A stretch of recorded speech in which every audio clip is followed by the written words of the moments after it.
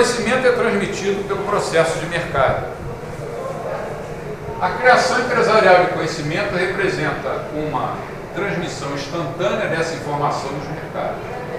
José não apenas transmitiu a Maria a informação de que o recurso MJ que ela possuía, mas ao qual não dava valor, era importante para o João, e que não havia racionalmente razão para desperdiçar esse recurso, mas também transmitiu para o João a informação de que ele podia prosseguir com a sua ação para alcançar o seu objetivo, o seu fim FJ, e que o João poderia ter abandonado pela falta do meio adequado. E esse exemplo simples do Jesus Hétero Surdo ilustra também a importância do sistema de preços como um transmissor de informações muito eficiente, o melhor de todos, que se espalha sucessivamente por todo o processo de mercado e vai assintoticamente eliminando a falta de coordenação. José só percebeu que o recurso MJ possuía valor para João, embora não tivesse valor para Maria. Ele nada mais fez do que transmitir ao mercado essa sua percepção, agindo como um empreendedor e auferindo lucro. O meu microfone desapareceu.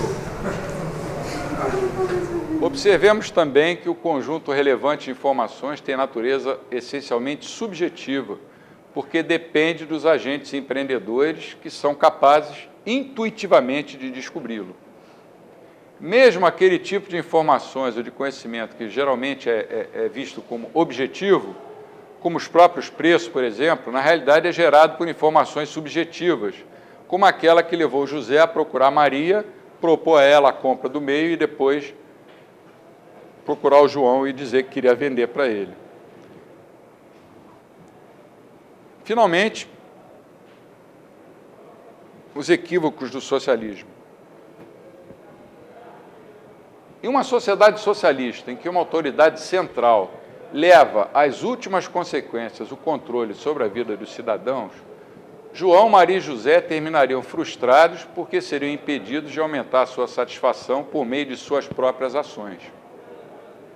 Mesmo que o José percebesse que o João precisava do meio, de que só Maria dispunha, ele não poderia procurar Maria, comprar o referido meio e depois revendê-lo para João, a não ser que fizesse no chamado mercado paralelo. O socialismo é um desastre completo. Como a evidência histórica está farta de demonstrar. Eu não consigo entender como ainda existem socialistas no mundo de hoje, e até socialistas bem-intencionados. Os mal-intencionados eu até entendo, porque vivem disso, mas os bem-intencionados eu não consigo entender. Eu conheço muitos que são bem-intencionados. Paciência, né? Abissus abyssum invocat. E o intervencionismo, que é definido como uma forma branda de socialismo, quer dizer, uma social-democracia, também leva a resultados trágicos no longo prazo. A falência da Europa, a falência dos Estados Unidos, na verdade, é uma falência da social-democracia. Quando as pessoas entenderem isso, o mundo vai mudar. Essas afirmativas, é bom a gente olhar para elas com atenção. Primeiro, apontando individualmente os principais problemas do socialismo, em seguida, mostrando a contradição dos sistemas mistos entre socialismo e capitalismo, a chamada terceira via, à luz da filosofia política. Isso já foi feito pelo professor André, eu vou só repassar. Num sistema socialista, você tem um órgão central de planejamento, desse órgão emanam todos os comandos ou ordens impostos à vida social, em que estão incluídos, claro, todos os atos econômicos, as ações no campo da economia. A atuação desse órgão é coercitiva e se sobrepõe, em nome do coletivismo é uma palavra bonita, né? Aos planos individuais de ação e às aspirações de cada cidadão. É o holismo, né? A sociedade é a soma dos indivíduos, lógico, mas cada indivíduo é um indivíduo. Não importa os desejos de João, Maria, José, meus, vocês, de ninguém, mas as necessidades coletivas. O que é necessidade coletiva? É uma coisa tão abstrata quanto atraente para ganhar votos. Nós não somos formigas, nem abelhas, nem cupins. Nós somos seres humanos. Né? Oi? Interesse público é melhor ainda. Interesse público. E para não falar na palavra social, né? Você fala política social em qualquer ambiente, as pessoas te olham assim, esse cara é bonzinho. Se você fala, isso é uma bobagem, já te olha assim, esse cara aí é... João Maria ou José, ou quem quer que seja, não importa os desejos deles.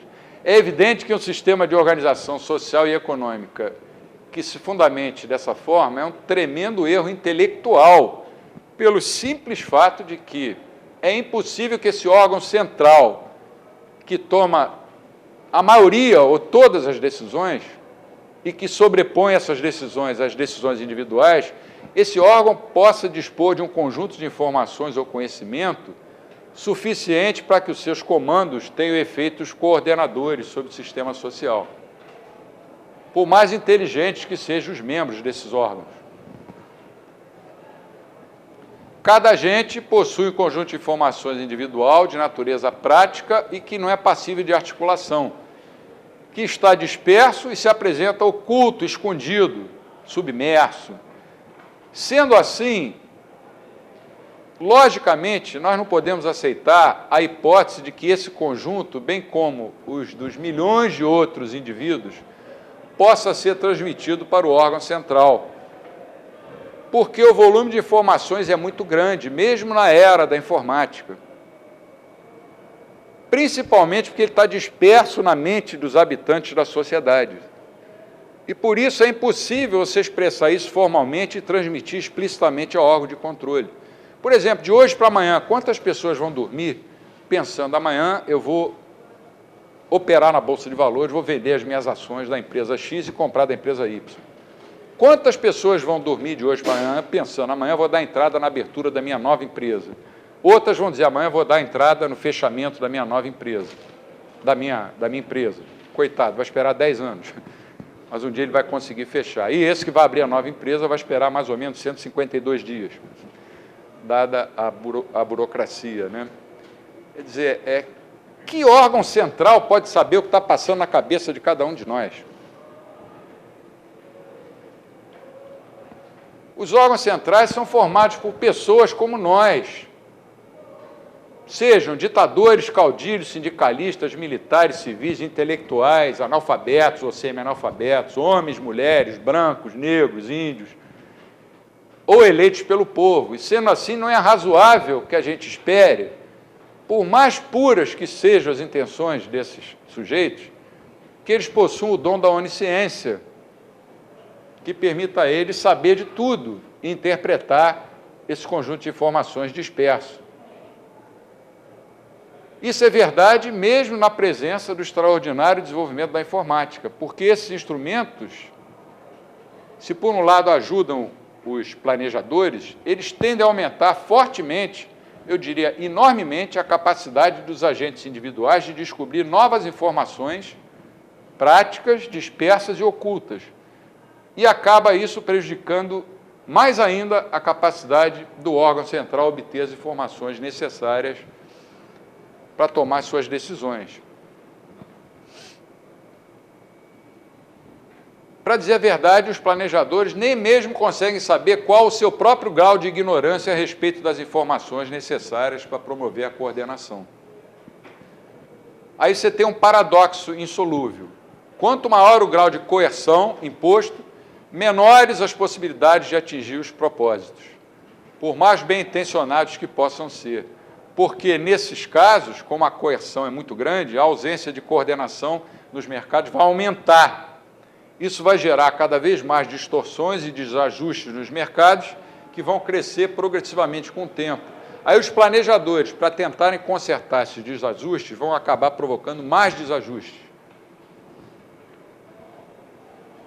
Então, essa atitude arrogante da pretensão do conhecimento dos sistemas intervencionistas, desde o socialismo radical até a social-democracia, que Hayek chamava de construtivismo e engenharia social, eu gosto dessa expressão engenharia social, além de ser um grave erro intelectual, produz uma série de problemas que, inevitavelmente, determinam o seu fracasso.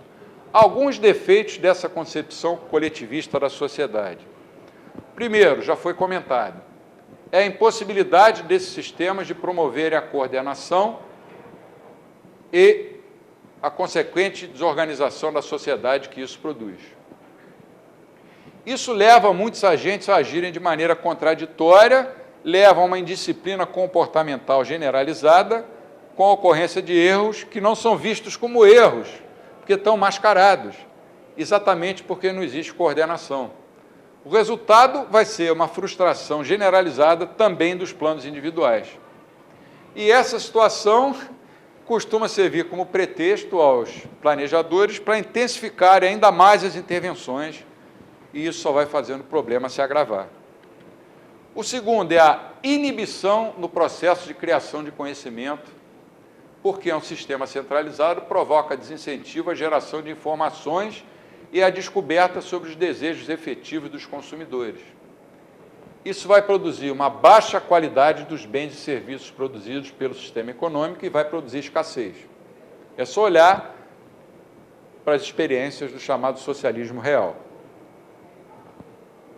Na verdade, muitas vezes essa escassez nem é percebida, porque a sua percepção necessitaria da ação empresarial. Mas essa ou não existe, ou então é proibida de existir, ou então é fortemente influenciada pelo excesso de regras com caráter de comandos, teses, que emanam do órgão central. Desviam o empreendedor da sua função empreendedora. Terceiro defeito, os sistemas intervencionistas são um convite à realização de maus investimentos e ao desemprego de fatores de produção. Porque é como se eles introduzissem artificialmente no horizonte uma nuvem bem escura de falta de informações e de distorções. E isso prejudica irremediavelmente a visão dentro dos mercados. O desemprego é um dos efeitos mais típicos da coerção institucional que impede o livre desempenho da ação humana e, lógico, da função empresarial. E o remédio, entre aspas, adotado historicamente pelos governos socialistas é o de mascarar ou simplesmente esconder as estatísticas sobre o emprego. Tenta entrar no site do governo cubano para ver se você consegue alguma informação. Nem sei se tem site. Quarto efeito, ele tende a produzir mais corrupção do que os sistemas em que as liberdades individuais prevalecem. É uma visão completamente diferente da que a maioria das pessoas, infelizmente, tem. Elas acham que o governo tem que entrar para acabar com a corrupção. Eu digo, não, o governo tem que sair para a corrupção diminuir. Esse vício da corrupção se manifesta tanto por parte dos que estão no poder, mas também pelo lado dos agentes privados, por uma razão muito simples. Sistemas centralizados tendem a concentrar poder e a criar uma série de dificuldades para as ações empresariais e, em razão das fraquezas humanas, isso estimula a venda de facilidade. É o dono de uma ONG que dá carona no seu jatinho para um ministro de Estado, porque vai obter benefícios com isso. Isso aconteceu num certo país.